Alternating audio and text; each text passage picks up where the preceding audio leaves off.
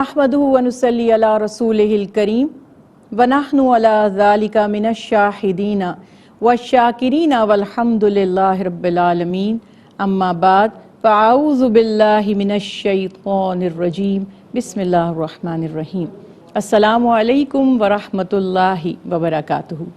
अल्हम्दुलिल्लाह नाज़रीन, QTV की जानिब से एक प्रोग्राम का आगाज़ कर रहे हैं। उसका तारुफ कुछ आपके सामने पेश करना चाहूँगी। प्रोग्राम है हय्या अलस्सला, नमाज की तरफ आओ।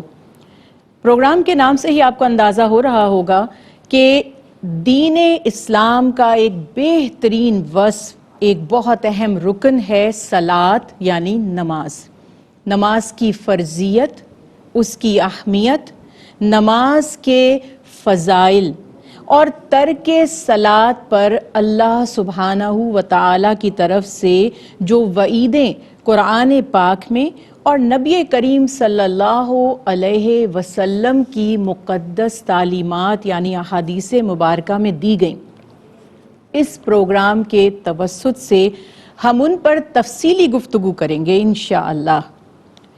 अल्हम्दुलिल्लाह सब मुसलमान ही इस वस्फ़, इस रुकन, इस इबादत की अहमियत को समझते हैं, लेकिन सवाल ये है कि क्या हम इसे वो अहमियत दे रहे हैं जिसका तकाज़ा शरीयत हमसे करती है। थोड़ा सा इस बात पर गौर करेंगे कि कितने लोग हम में से नमाज की पाबंदी करते हैं, जबकि अल्लाह सुब्हानहू तआला की तरफ से दिन में 5 बार हमें दावत दी जाती है, बुलाया जाता है, पुकारा जाता है। कितने लोग उस दावत में शिरकत करते हैं। फिर इसका दूसरा स्टेप ये है कि क्या हम अपनी नमाजों को उस तौर पर अदा कर रहे हैं जिसका तकाज़ा हमसे दीन इस्लाम ने किया। जब हम अपनी नमाजों की पाबंदी करने लगेंगे, जब हम अपनी नमाजों को इस तरह संवार लेंगे, इस तरह अल्लाह और उसके हबीब मोहम्मद मुस्तफ़ा सल्लल्लाहु अलैहि वसल्लम की तालीमात पर अमल पैरा होंगे जैसा कि अल्लाह और उसके हबीब का फरमान है, तो यकीनी तौर पर हमें उसके फ़वाइद जो दीनी और अखरवी हैं ज़रूर हासिल होंगे। अल्लाह सुब्हानहू तआला हमें अपने अहकामात पर गौर व फिक्र करने की तौफीक अता फरमाए। इस दुआ के साथ और बड़ी नेक नियति के साथ हम ये कोशिश करेंगे कि लोगों में इस शऊर को बेदार किया जा सके कि वो इतनी अहम इबादत की अहमियत से खुदा ना खास्ता कहीं गाफिल तो नहीं है। क्या अहमियत है नमाज की हमारी ज़िंदगी में, इसको समझने के लिए हमें थोड़ा सा अपने दीन को समझना होगा। हमें अपनी तख्लीक के मकसद को समझना होगा। हम सब इस बात पर ईमान रखते हैं कि हमारा खालिक, हमारा मालिक, हमारा माबूद हकीकी सिर्फ़ और सिर्फ अल्लाह ताला है। उसने इंसान को तख्लीक फरमाया और उसकी तख्लीक का मकसद भी उसे बताया। कायनात की कोई बेजान चीज़ भी बेफ़ायदा, बेमकसद या बिला ज़रूरत पैदा नहीं की गई। तो इंसान जो उन सब में मुअज़्ज़ज़ है, कैसे मुमकिन था कि उसकी ज़िंदगी का कोई मकसद ना होता। बेशुमार बातें इस पर की जा सकती हैं, लेकिन बुनियादी बात यह है कि अल्लाह सुब्हानहू व तआला ने जिन्नो इंस की तख्लीक का मकसद खुद ही बयान फरमाया और फरमाया कि मैंने जिन और इंस को सिर्फ इसलिए तख्लीक किया कि वो मेरी बंदगी करें। वमा खलक़तुल जिन्ना वल इंसा इल्ला लियअबुदूनी, नहीं पैदा किया मैंने जिन और इंस को मगर या सिवाय इसके कि वो मेरी अताअत करें, मेरी इबादत करें या मेरी बंदगी करें। हम जिस दीन से ताल्लुक़ रखते हैं, हमें ज़िंदगी गुजारने का जो तरीक़ा बताया गया है, हमारा जो रास्ता है, उसे हम कहते हैं दीन इस्लाम। अमन वाला, सलामती वाला, اور اطاعت کرنے والا دین۔ اگر آپ اپنے دین اسلام کے لفظ پر غور کیجئے، اسلام کیا معنی ہے؟ امن اور سلامتی بھی کہا جاتا ہے، لیکن لٹرلی اگر ہم اس کی تشریح کرتے ہیں، اس کے لغوی مفہوم کو دیکھتے ہیں تو ہمیں پتہ چلتا ہے کہ اسلام نام ہے خود سپردگی کا، سبمیشن ٹو اللہ، اپنے آپ کو اللہ سبحانہ تعالی کے حوالے کر دینا، یعنی اللہ سبحانہ تعالی کی رضا واحد مقصد حیات ہونا چاہیے، اپنا سر جھکا دینا، جس کو ہم کہتے ہیں سر تسلیم خم کر دینا، جیسے ایک غلام اپنے آقا کے آگے ہاتھ باندھ کر کھڑا رہتا ہے اور اس کی زندگی کا مقصد ہی اطاعت ہوتی ہے اپنے مالک کی، اپنے آقا کی، جس کا کہ وہ غلام ہے۔ اگر ہم اپنے دین کو سمجھ لیں، نہ صرف ہماری آخرت سنورے گی بلکہ ہماری دنیاوی کامیابی کی ضمانت بھی یہی دین ہے۔ انسان کی ہدایت کا انتظام ہمیشہ سے کیا جاتا رہا۔ آدم علیہ السلام کو جب زمین پر بھیجا گیا تبھی اللہ سبحانہ تعالیٰ نے فرما دیا کہ میری طرف سے اولاد آدم یا بنی آدم کے لیے پیغام ہدایت کے ساتھ ہر دور میں میرے نمائندے، میرے پیغامبر، میرے میسنجر آتے رہیں گے، تو جو ان کی اطاعت کرے گا اسے نہ کوئی خوف ہوگا، نہ کوئی ملال، اور جو ان کے راستے کو ترک کر دے گا تو وہ سراسر خسارے میں ہوگا۔ اللہ سبحانہ تعالیٰ نے اعلان فرما دیا اس وقت جب لوگ مختلف طریقوں میں تقسیم ہو گئے، مختلف مذاہب میں بٹ گئے، شیطان نے انہیں بہکا دیا، گمراہ کر دیا۔ اللہ سبحانہ تعالیٰ نے فرمایا کہ اللہ تعالیٰ دین اسلام کے سوا کسی سے کوئی دین، کوئی طریقہ قبول نہیں فرمائیں گے۔ جس شخص نے اس دین کو ترک کیا، جس شخص نے اس کے طریقے کو چھوڑا تو وہ خسارے میں ہے۔ خسارہ کسے کہتے ہیں؟ یوزلی ہم یہی سمجھتے ہیں کہ یہ آخرت کی بات ہو رہی ہے۔ اس بات کو ہمیشہ اپنے ذہن میں رکھیے کہ دین اسلام صرف آخرت کی نجات کا ضامن نہیں ہے، یہ دنیا میں بھی اپنے ماننے والوں، اپنے فالوورز کو کامیابی کی ضمانت دیتا ہے۔ اس لیے ہمیں اس دین پر عمل کرنا ہوگا۔ اگر آپ کسی جگہ ایڈمیشن لیتے ہیں اور آپ کو کچھ ایشورٹی دی جاتی ہے، آپ کو کوئی گارنٹی دی جاتی ہے، آپ کو کوئی ضمانت دی جاتی ہے کہ اس جگہ سے آپ کو فلاں ترقی، کامیابی یا یہ اچیومنٹ ہوگی، آپ کو بہت سی جگہوں پہ ٹیسٹ ہوتے ہیں نا، آئلس کا ٹیسٹ ہوتا ہے یا دیگر ٹیسٹ ہوتے ہیں، وہ کہتے ہیں کہ ہمارے جو اسٹوڈنٹس ہیں گارنٹی کے ساتھ ان کے 80% مارکس آتے ہیں، یا وہ 80% ہمارے اسٹوڈنٹ یا 90 یا سم ٹائم وہ 100% بھی رزلٹ کا چیلنج کرتے ہیں کہ ہم اتنی اچھی طرح سے ان کی تیاری کرواتے ہیں کہ وہ ضرور مکمل طور پر بہترین کامیابی حاصل کرتے ہیں۔ اب آپ یہ بات سن کر وہاں چلے جاتے ہیں، لیکن آپ ایڈمیشن لے کر گھر بیٹھ جاتے ہیں، کوئی ایفرٹ نہیں کرتے، ریگولر نہیں رہتے، ان کے جو ورک شیٹس ہیں، جو اسائنمنٹ ہیں، جو ہوم ورک ہے، کچھ بھی جو بھی ان کو آپ کو مٹیریل وہ پرووائڈ کر رہے ہیں یا سمجھا رہے ہیں، اس سے آپ بادر نہیں کرتے کہ آپ کو سمجھنا ہے، سوچنا ہے، غور و فکر کرنا ہے، اور پھر آپ کلیم کرتے ہیں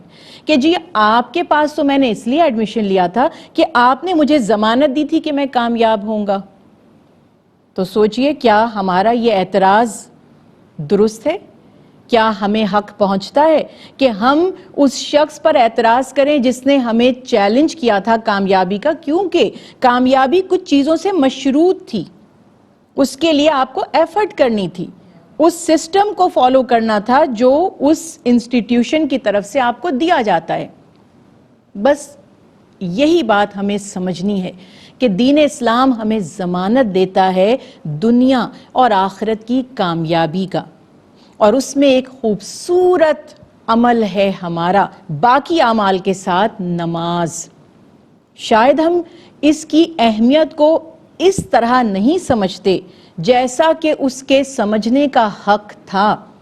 اگر سمجھ رہے ہوتے تو آج ہمارے اعتراف میں جو بے شمار مساجد ہیں، خوبصورت عمارتیں ہیں، جدید سہولیات اس میں مہیا کی گئی ہیں، مگر ہر چیز کے باوجود اس میں نمازیوں کی وہ تعداد نظر نہیں آتی جو کہ آنی چاہیے۔ اصولاً جس علاقے میں کوئی مسجد ہوتی ہے وہاں کی آبادی کے حساب سے وہ ایک مختصر حصے میں ہوتی ہے، وہاں تو جگہ نہیں ہونی چاہیے مسجد میں نمازیوں کے لیے، اتنی بھری ہوئی ہونی چاہیے۔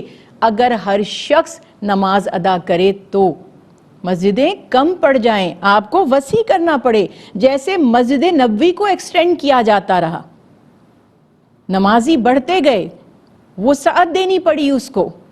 یہاں مسجدیں قائم تو ہو گئیں لیکن نمازیوں کی وہ تعداد نظر نہیں آئی جو آنی چاہیے تھی۔ ARYQTV کی ایک ادنا سی کوشش ہے، اس امید کے ساتھ کہ اللہ سبحانہ وتعالی ہماری زبانوں میں تاثیر دے اور ہم سمجھانے کے قابل بن سکیں۔ تو سب سے اہم بات یہاں یہ ہے کہ دین کی بنیاد کو سمجھیے۔ اللہ سبحانہ وتعالی نے بہت خوبصورت دین ہمیں عطا فرمایا ہے، اور اللہ کے پیارے محبوب جو ہمارے لیے عملی مثال ہیں، انہوں نے کس طرح سے مثالیں دے دے کر سمجھایا، اور آپ صلی اللہ علیہ وسلم نے فرمایا کہ تم دین کو، اسلام کو ایک عمارت تصور کر لو۔ یہ ایک تمثیل ہے، یعنی اگزامپل ہے کہ اگر ہم یہ کہیں کہ دین ایک بلڈنگ ہے، ایک عمارت ہے، تو یہ بلڈنگ، یہ عمارت جن پلرز کے اوپر قائم ہے، اللہ کے پیارے حبیب محمد مصطفیٰ احمد مجتبیٰ صلی اللہ علیہ وسلم فرماتے ہیں کہ یہ 5 ستونوں پر قائم ہے۔ اس کے 5 ستون ہیں، جس نے ان میں سے کسی ایک کو بھی گرا دیا تو اس نے بلڈنگ کو گرا دیا، یعنی اس کا اسٹرکچر قائم نہیں رہا۔ اب ارکان اسلام کی اہمیت کیا ہے؟ نبی کریم صلی اللہ علیہ وسلم کی پیاری حدیث مبارکہ صحیح بخاری، صحیح مسلم سے آپ کے سامنے پڑھنا چاہوں گی۔ حضرت عبداللہ بن عمر رضی اللہ تعالی عنہ روایت فرماتے ہیں کہ آپ صلی اللہ علیہ وسلم نے فرمایا، اسلام کی بنیاد 5 ستونوں پر قائم کی گئی ہے۔ اس بات کی شہادت دینا کہ اللہ کے سوا کوئی الہ نہیں۔ پہلی بات، اللہ کے سوا کوئی معبود نہیں، اس بات کا یعنی توحید کا اقرار کرنا۔ پھر فرمایا کہ یہ بھی کہنا، یعنی توحید کے اقرار میں، کہ محمد مصطفیٰ صلی اللہ علیہ وسلم اللہ کے بندے اور رسول ہیں، کیونکہ دین کامل ہی نہیں ہو سکتا جب ہم اللہ کو معبود اور محمد مصطفیٰ صلی اللہ علیہ وسلم کو اللہ کا پیغمبر نہ سمجھ لیں، کیونکہ انہی کے توسط سے ہمیں دین کا علم حاصل ہوگا۔ پھر فرمایا کہ دوسرا رکن ہے نماز، نماز قائم کرنا۔ توحید کا عقیدہ ہے، نظریہ ہے، اور اعمال میں پہلا عمل ہے نماز۔ تیسرا، زکوٰۃ ادا کرنا۔ اس کے اوپر ابھی ہم تفصیلی بات نہیں کریں گے کیونکہ ہمارا موضوع نماز ہے، لیکن سمجھ لیجئے کہ دین اسلام کا تیسرا رکن زکوٰۃ ادا کرنا، چوتھا حج کرنا، اور 5واں ماہ رمضان المبارک کے روزے رکھنا۔ اب یہ ایک اگزامپل یہاں پر آ گئی، ایسا نہیں ہے کہ اس کے سوا اور اہم معاملات نہیں ہیں، امر بالمعروف بھی ہے، نہی عن المنکر بھی ہے، جہاد فی سبیل اللہ بھی ہے، لیکن بنیادی جو ستون ہیں دین کے وہ 5 ہیں، اور آپ صلی اللہ علیہ وسلم نے ان ارکان 5 کو ایک عمارت کا ستون قرار دیا ہے۔ اب اس کی اہمیت سمجھ لیجئے کہ اگر ستونوں پر عمارت قائم ہے، ستون ہی نہیں ہوں گے تو عمارت تو خود بخود خدا نخواستہ گر جائے گی۔ اور انہی ارکان اسلام پر نبی کریم صلی اللہ علیہ وسلم نے جنت کی بشارت بھی دی ہے۔ دین بہت آسان ہے، دین بہت سادہ ہے، مگر ان لوگوں کے لیے جو اخلاص نیت کے ساتھ اس پر عمل کرنا چاہیں۔ آپ صلی اللہ علیہ وسلم کی ایک اور پیاری حدیث مبارکہ حضرت انس بن مالک رضی اللہ تعالی عنہ روایت فرماتے ہیں، کہتے ہیں کہ ہم کو ممانعت کر دی گئی کہ رسول اللہ صلی اللہ علیہ وسلم سے بلا ضرورت سوال نہ کریں، تو ہم یہ چاہتے تھے یا ہم میں سے ہر شخص کی یہ خواہش ہوتی تھی یا ہم اس بات پر خوش ہوتے تھے کہ کوئی شخص آ جائے اور آپ سے سوال کرے تاکہ ہمیں بھی جواب مل جائے۔ تو بتاتے ہیں کہ ایک دفعہ ایک بدوی نبی کریم صلی اللہ علیہ وسلم کی خدمت میں حاضر ہوا اور عرض کیا کہ اے محمد صلی اللہ علیہ وسلم، تمہارا ایک قاصد، یعنی آپ نے جو ایک قاصد بھیجا تھا وہ ہمارے پاس پہنچا ہے اور اس نے ہم سے بیان کیا ہے کہ اللہ نے آپ کو اپنا رسول بنا کر بھیجا ہے۔ آپ صلی اللہ علیہ وسلم نے فرمایا اس نے تم سے ٹھیک کہا۔ بدوی نے کہا کہ یہ بتائیں کہ آسمان کو کس نے بنایا؟ آپ صلی اللہ علیہ وسلم نے فرمایا اللہ نے۔ اس نے کہا زمین کس نے بنائی؟ آپ صلی اللہ علیہ وسلم نے فرمایا اللہ نے۔ اس نے کہا زمین پر پہاڑوں کو کس نے قائم کیا؟ آپ صلی اللہ علیہ وسلم نے فرمایا اللہ نے۔ پھر آپ صلی اللہ علیہ وسلم سے بدوی سوال کرتا ہے کہ پس قسم ہے اس ذات کی جس نے آسمان زمین بنایا اور جس نے آپ کو پیغمبر بنا کر بھیجا ہے، بے شک میں آپ پر ایمان لاتا ہوں اور آپ سے سوال کرتا ہوں کہ دین کیا ہے؟ آپ صلی اللہ علیہ وسلم نے فرمایا کہ دین یہ ہے کہ تم اللہ کی یاد کے لیے نماز قائم کرو۔ آپ صلی اللہ علیہ وسلم فرماتے ہیں کہ اللہ نے نمازیں قائم کرنے کا بھی حکم دیا ہے اور تم پر زکوٰۃ کو بھی مقرر کیا گیا ہے۔